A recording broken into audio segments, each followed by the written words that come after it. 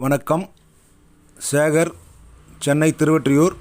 இந்த வீடியோவில் நாம் பார்க்க போகிறது எக்ஸல் வண்டியோட சீட் ஃப்ரேம் வந்து போயிடுச்சு, உடஞ்சிடுச்சு சுத்தமாக. அந்த ஃப்ரேமு தனியாக கிடைக்கல. அதை எப்படி ரெடி பண்ணி போடலாம், எப்படி நம்ம டிங்கரிங்கில் செஞ்சு போடலாம் அப்படின்றது தான் இந்த வீடியோ. இது நிறைய நண்பர்களுக்கு ரொம்ப பயனுள்ள வீடியோவாக இருக்கும். ஏன்னா அந்த பிளேட் வந்து கிடைக்க மாட்டேன்து. இந்த மாதிரி ஃப்ரேம் பாருங்கள், ரொம்ப டேமேஜ் ஆகிடுச்சு. இது போல் டேமேஜ் ஆகிடுச்சுன்னா தனியாக கிடைக்கல, சீட்டு வந்து உட்காராது. அதுக்கு நம்ம பாருங்கள் எப்படி ஆடுது பாருங்கள். அதுக்காக நாம் ஒரு பிளேட் எடுத்து பக்காவாக செய்யலாம் அப்படின்னு ஒரு ஐடியா வச்சுருக்கோம். வேறு யாரும் இந்த வீடியோ போட்ட மாதிரி எனக்கு தெரியல. சார் நாமளாவது போடலாம், பக்காவாக ஃபுல் வீடியோவே போடலாம். கொஞ்சம் பெரிய வீடியோ, ஆனால் ரொம்ப பயனுள்ள வீடியோ. மெக்கானிக் நண்பர்களுக்கு ரொம்ப பயனுள்ள வீடியோ இது பார்த்து இதே போல் நம்ம செய்யலான்ற ஒரு ஐடியா கிடைக்கும். அதுக்காக தான் இதை போட்டேன். இதில் பார்த்தீங்கன்னா அந்த பிளேட் கிடைக்கல, கேரியர்லாம் கைட்டு எடுத்தாச்சு. இந்த பார்த்தீங்கன்னா தெரியும் அந்த பிளேட் பார்த்தீங்கன்னா இது வந்து 18 கேஜி. இப்போ நான் போட்டிருக்கிறது பார்த்தீங்கன்னா 14 கேஜி. நம்பர் குறைய தான் வந்து பார்த்தீங்கன்னா திக்னஸ் அதிகமாகும் ஒரு தகடுக்கு. இப்போ 18 கேஜிலேருந்து நான் 14 கேஜி போட்டிருக்கேன். ரொம்ப திக்கான தகடு, லைஃப் கூடுதலாக வரதுக்காக போட்டிருக்கேன். அதை நல்லா ஃப்ரேமை நல்லா எடுத்துகிட்டு நம்ம ஒரு கம்பி ப்ரஷ் போட்டு நல்லா தேய்ச்சி க்ளீன் பண்ணிவிட்டு, சுரண்டி க்ளீன் பண்ணிவிட்டு, அதுக்கப்புறம் பார்த்தீங்கன்னா அந்த பழைய பிளேட்டை வச்சு மார்க் பண்ணிக்கலாம். மார்க் பண்ணி அது கொஞ்சம் லென்த்தியாகவே வச்சுருக்கேன். நான் அந்த பழைய பிளேட்டை விட கொஞ்சம் லென்த்தாகவே வச்சுருக்கேன். ஒரு 2-3 இன்ச்சு லென்த்து தான் இருக்கும் எப்படியும். ஏன்னா கொஞ்சம் ஃபியூச்சரில் கூட எதனா டேமேஜ் ஆச்சுன்னா கொஞ்சம் முன்னே தள்ளிக்கலாம் அப்படின்ற மாதிரி. ஹோல்ஸை போட்டு பின்னாடி இந்த ஹோல்ஸ் தள்ளி போட்டோம்னா முன்னாடி தள்ளிக்கலாம். அந்த ஒரு ஐடியாவில் தான் வச்சுருக்கேன். போட்டுட்டு நம்ம மார்க் பண்ண இடத்துல ஹோல்ஸ் போட்டுக்கலாம்.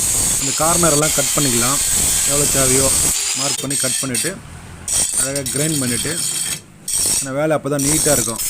நம்ம கையை கிழிக்காது வேலை செய்கிறப்போ. அதுக்கப்புறம் அந்த ஃப்ரேமில் 2 போல்டு இருக்கும், ஸ்க்ரூ போல்டு. அதை ஸ்க்ரூ வர ஏரியா அதை கட் பண்ணி எடுத்துடலாம். எடுத்துகிட்டு க்ளீன் பண்ணிவிட்டு அந்த பிளேட்டை ஃப்ரேமில் ஃபிக்ஸ் பண்ணிவிட்டு 2 பக்கம் பழைய ஹோல்ஸ் இருக்குங்களா, அந்த பழைய ஹோல்ஸை நான் கட் பண்ணல அந்த தகடை. ஏன்னா அது ஒரு ஸ்ட்ரென்த்துக்கு இருக்கட்டும் அப்படின்னு சொல்லி வச்சுருக்கேன். ஆனால் சைடில் மட்டும் என்ன பண்ணியிருக்கேன், ஃப்ரேமில் ஒரு இது வச்சு நம்ம ஃப்ளாட் இருக்கு இல்லைங்களா, ஃப்ளாட் வச்சு வெல்டு அடிச்சிட்டேன். 2 பக்கமும் 2 ஃப்ளாட் வச்சு பக்கம் முதல்ல ஃப்ரேமை வெறுமனே வெல்டு பண்ணிவிட்டு, அதன் பிறகு மேலே ஃப்ளாட்டை வச்சு ஃப்ளாட்டை 2 பக்கமும் பக்காவாக ரன் அடிச்சிட்டேன். ஸ்ட்ராங்காக அடித்தது. அதில் அப்படியே மார்க் பண்ணி உட்கார வச்சு நம்ம போல்டு போட்டுக்கலாம். ஃப்ரண்ட்டு 2 மார்க் பண்ணியாச்சு, போல்டு போட்டாச்சு.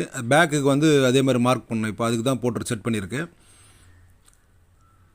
ஃப்ரண்ட்டில் கொஞ்சம் இடிக்குது அந்த தகடு, அதை மட்டும் கொஞ்சம் கார்னரை கட் பண்ணி, முதல்ல பேக்கில் கட் பண்ணேன், இப்போ வந்து ஃப்ரண்ட்டில் கட் பண்ணிக்கலாம். கட் பண்ணி அதே மாதிரி ஹோல்ஸ் போட்டு அதே மாதிரி கட் பண்ணி எடுத்துகிட்டு கிரைண்ட் பண்ணிவிட்டு கட் பண்ணியாச்சு. ஏன்னா வீடியோ லென்த்துக்காக கட் பண்ணது 2வது வாட்டி கட் பண்ணதை காட்ட முடியல. ஏற்கனவே கட் பண்ணதை பார்த்தீங்களா, அதுதான் அதே மெத்தட் தான். டாப் மார்க் பண்ணிங்கன்னா டாப் ரியர்னு மார்க் பண்ணியாச்சு. மார்க் பண்ணிவிட்டு கூர் பஞ்சில் பேக்கில் வரக்கூடிய 2 போல்ட் எடுத்துக்கிங்களா, அதுக்கு 2 ஹோல்ஸ் சொன்னால அதை மட்டும் மார்க் பண்ணி கூர் பஞ்சு அடித்து பஞ்சு போட்டுட்டு அதுக்கப்புறம் ஹோல்ஸ் போட்டுக்கலாம். அதுக்கு ஹோல்ஸ் போட்டு கவுண்டர் கொடுத்துட்டு 4 போல்ட்டும் போட்டு பக்காவாக லாங் போல்ட்டு போட்டு பக்காவாக ஃபிக்ஸ் பண்ணிக்கலாம். அதுக்கப்புறம் அந்த போல்டு மேலே டாகா போடணும், இல்லைன்னா சுற்றிடும். சீட்டு உள்ளேருந்து நம்ம டைட் பண்ணுறப்போ சுற்றிடும். 4 போல்ட்டும் டாகா போட்டு ஃப்ரேம்லேயும் 2 பக்கமாக வெல்டு பண்ணியாச்சு. பக்காவாக பார்த்தீங்கன்னா தெரியும், பக்காவாக வெல்டு பண்ணியாச்சு. 2 பக்கம் பண்ணியாச்சு, உள்ளாரையும் பண்ணியாச்சு.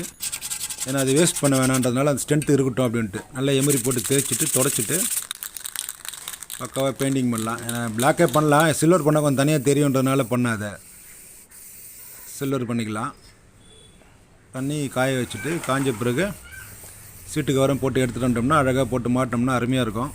இந்த வீடியோ நிறைய நண்பர்களுக்கு ரொம்ப பயனுள்ளதாக இருக்கும். நான் யூடியூப்பில் பார்த்தேன், யாருமே போட காணும் இது போல் ஃப்ரேமு பற்ற வைக்கிற மாதிரியோ ஃப்ரேமில் வேலை பார்க்க. எல்லாருமே சீட்டை பற்றி தான் போடுறாங்களே பற்றி சீட்டோட ஃப்ரேமை பற்றி போட மாட்டுறாங்க. சரி நாம் போடலாம் அப்படின்றதுக்காக தான் போட்டேன். இந்த வீடியோ பயனுள்ளதாக இருக்கும். சப்ஸ்கிரைப் பண்ணி வச்சுங்க. என்னோடய வீடியோ தொடர்ந்து உங்களை வந்து அடையும். எனக்கு ஒரு இன்ட்ரெஸ்ட்டாக இருக்கும். மெக்கானிக் நண்பர்கள் மற்ற எல்லா நண்பர்களுக்கும் வீடியோ பார்த்தமைக்கு மிகவும் நன்றி. சப்ஸ்கிரைப் பண்ணுங்கள், ஷேர் பண்ணுங்கள், லைக் பண்ணுங்கள், கமெண்ட் பண்ணுங்கள். வேறு ஏதாவது சந்தேகம் இருந்தால் கமெண்டில் கேட்கலாம். நீங்கள் எனக்கு தெரிஞ்ச பதிலை நான் சொல்கிறேன். கட்டுறது கையளவு, கல்லாதது உலகளவு அவையார் சொல்லியிருக்காங்க. அதுபோல் ஏதோ எனக்கு தெரிஞ்ச சிறிய தகவலை நண்பர்களுக்காக பகிரலாம் என்று பகிர்ந்திருக்கிறேன். பார்த்தமைக்கு மிகவும் நன்றி.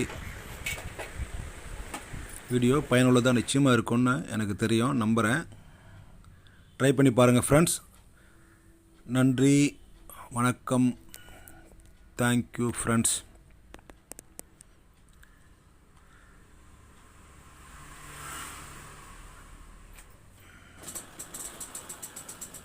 உபயோகமாக இருந்தால், வீடியோ உபயோகமாக இருக்குது உங்களுக்குன்னா எனக்கு சப்ஸ்கிரைப் பண்ண மறந்துடாதீங்க.